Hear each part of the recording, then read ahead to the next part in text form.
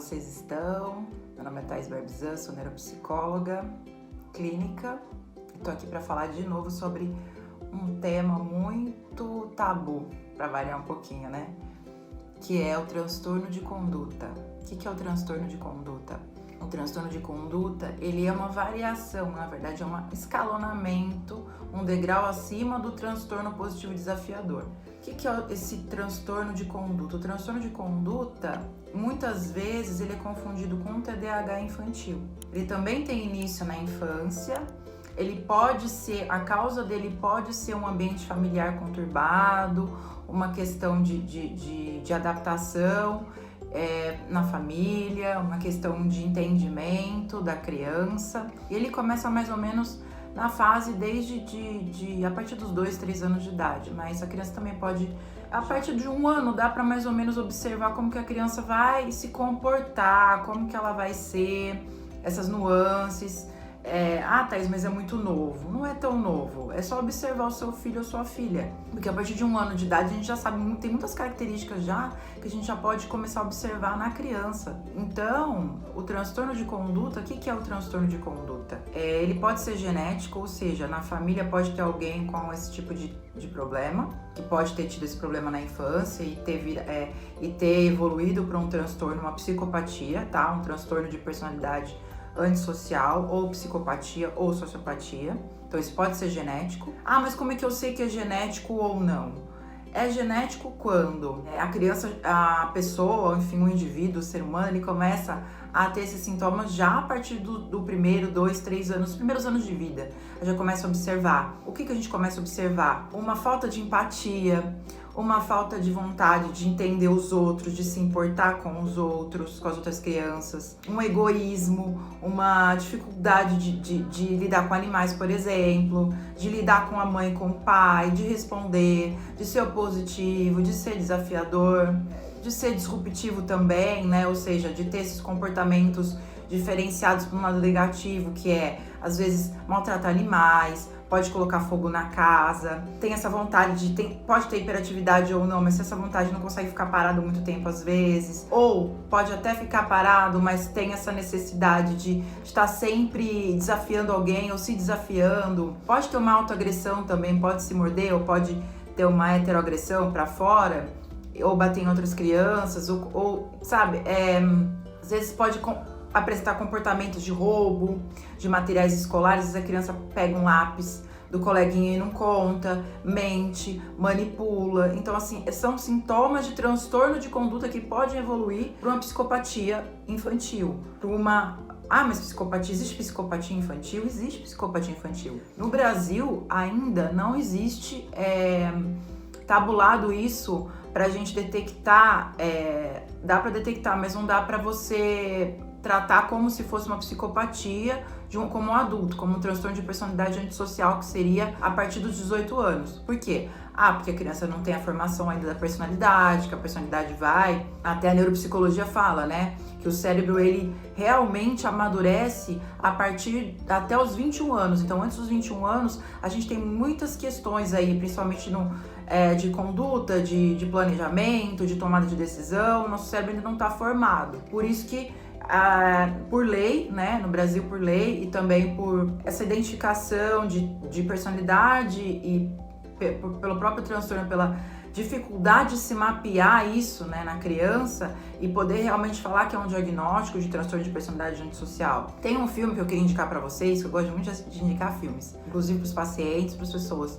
Eu acho que o filme é uma forma da gente poder ver aquilo e entender. Precisamos falar sobre Kevin. É um filme antigo, acho que é de 2000 e pouco, não sei, de 10 anos atrás, que fala exatamente de transtorno de personalidade antissocial, ou a psicopatia, sociopatia infantil.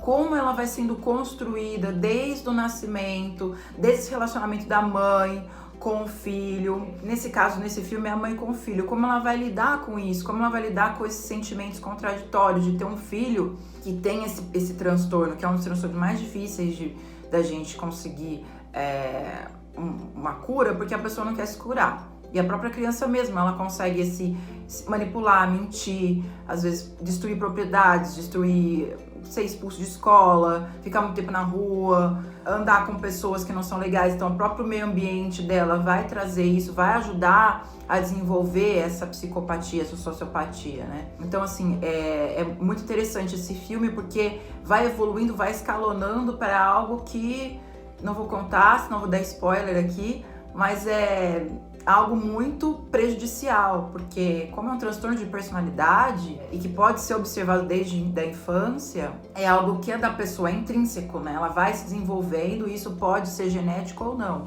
Pode vir antes, né? Pela genética, pelo pai, pela mãe, ou pelo tio, parente próximo, ou a própria criança pode vir dessa forma. Ela pode vir com esse mau caratismo mesmo, sabe? A gente fala que é uma doença de alma, porque é difícil você conseguir contornar isso de uma forma que a própria criança entenda, ou a própria adulto entenda que ele tá fazendo errado, porque ele entende aquilo como se fosse parte da personalidade, parte da vida, modo de viver. Então, desde criança vai aprendendo a manipular e mentir. Então, uma sociedade que exige isso das pessoas, que elas sejam mais frias, que elas sejam mais egoístas, que elas busquem o ambiente competitivo o tempo todo. Agora na internet, antes era fora da internet, aí piorou, né? Porque as pessoas hoje em dia, além de ter que ter a profissão, tem que se mostrar, tem que falar, tem que, eu falo, botar a cara no sol, né?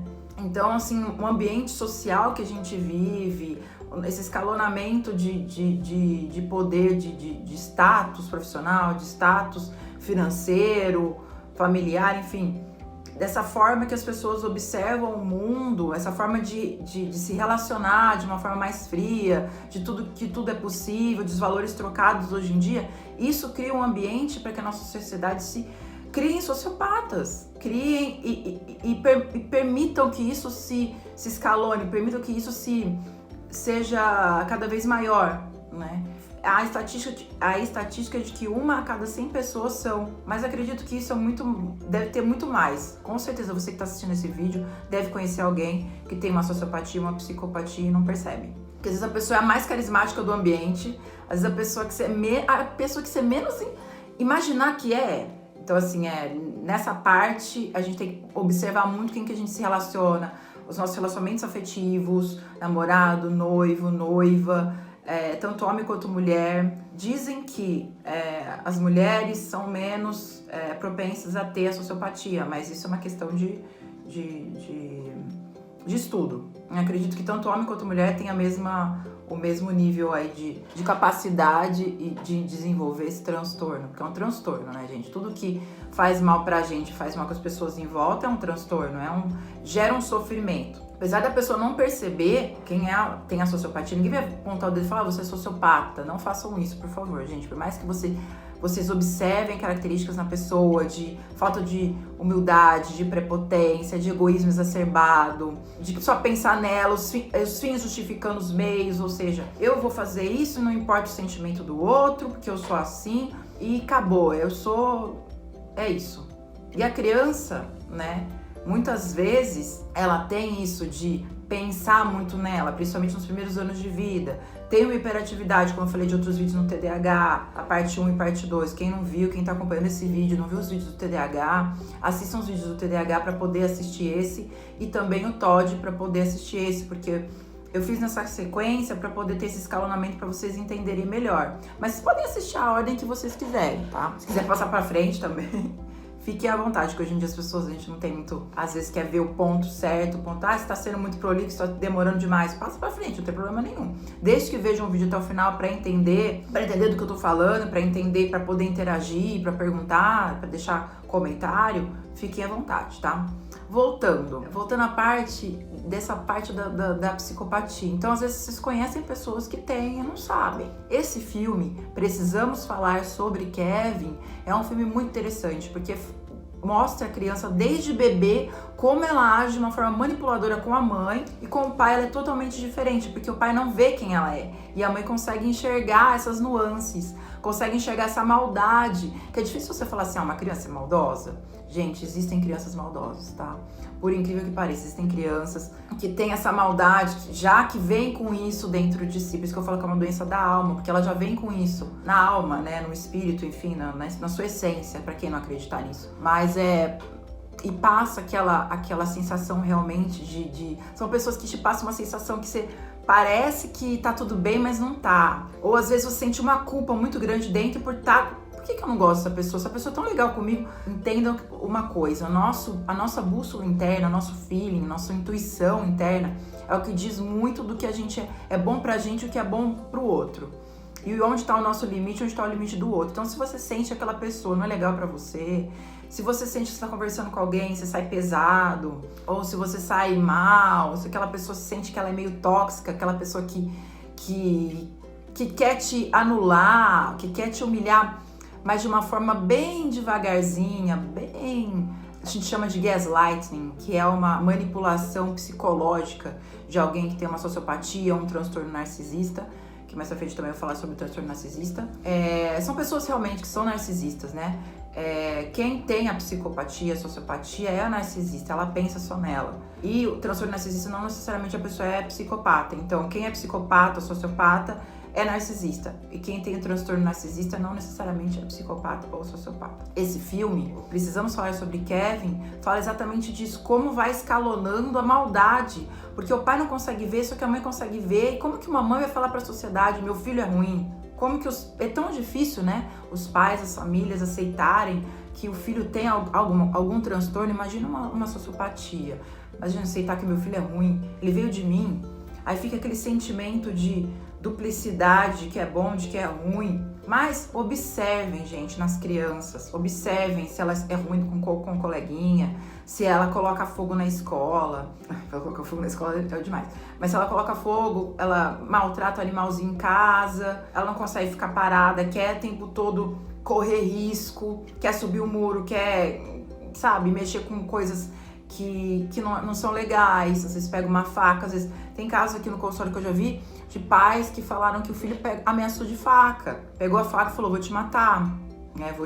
Enfim. É forte, mas é real. E é necessário ser falado. É um tabu que é necessário ser falado. Então, observem as crianças. Observem também quem seus filhos, as crianças que seus filhos também estão convivendo. Porque isso é real. É raro, é mais raro acontecer, mas é real. É necessário ter um olhar, uma lupa em cima disso, porque isso existe. A gente não pode tapar o sol com a peneira, porque isso é necessário ser visto. E isso pode escalonar. Isso começa como um transtorno de conduta, que a gente chama, porque é uma conduta que não é legal. Para poder escalonar, para poder ir evoluindo para uma sociopatia, que isso só visto a partir dos 18 anos de idade. Por que a partir dos 18 anos de idade? Porque é aí que a gente pode falar realmente que aquilo é um transtorno, porque aí o adolescente, o pré-adolescente, a criança, né, que vai escalonando, vai conseguindo mostrar para a sociedade, para os pais e ou não, nem necessariamente para os pais, às vezes para a escola, as pessoas que estão em volta começam a observar que aquilo não tá legal. Então aquilo vai evoluindo para algo que pode evoluir para muitas notícias que a gente vê na TV de casos de mortes, de homicídios e, enfim, que são em escolas, né? Que infelizmente isso está aumentando, então isso é necessário ser falado. E muitas vezes o problema está dentro de casa. E muitas vezes, às vezes a criança não nasce assim, mas o próprio ambiente dela faz com que ela se torne ruim. Porque ela, às vezes, ela não tem o carinho que ela recebe dos pais, às vezes os pais ficam muito tempo fora de casa e não conseguem dar essa forma de carinho, então eles são negligenciados. Então é uma forma também de desenvolver isso. Muitas vezes as pessoas não têm um ambiente social muito que prevaleça a honestidade, os valores. Então ela acaba desenvolvendo uma sociopatia. Ah, Thais, mas a sociopatia não se desenvolve. Não, tem sim comportamentos sociopáticos que a pessoa pode desenvolver. Ela pode não desenvolver o transtorno, mas ela pode ser uma sociopata social. Ela pode ser comportamental e não ter o transtorno. E pode desenvolver esse transtorno dependendo das companhias, depende de como está o ambiente dela. Então também tem aquele ditado, né? Diga-me com quem andas, eu te direi quem és. Então observem realmente com quem está em volta de vocês. Então essa é a minha dica de hoje. observar e falar sobre algo que é necessário ser falado, tá, gente? Se vocês gostarem do vídeo, comentem, se inscrevam, ativem o sininho, porque toda semana tem vídeo. E até a próxima. Obrigada por ficarem até aqui comigo.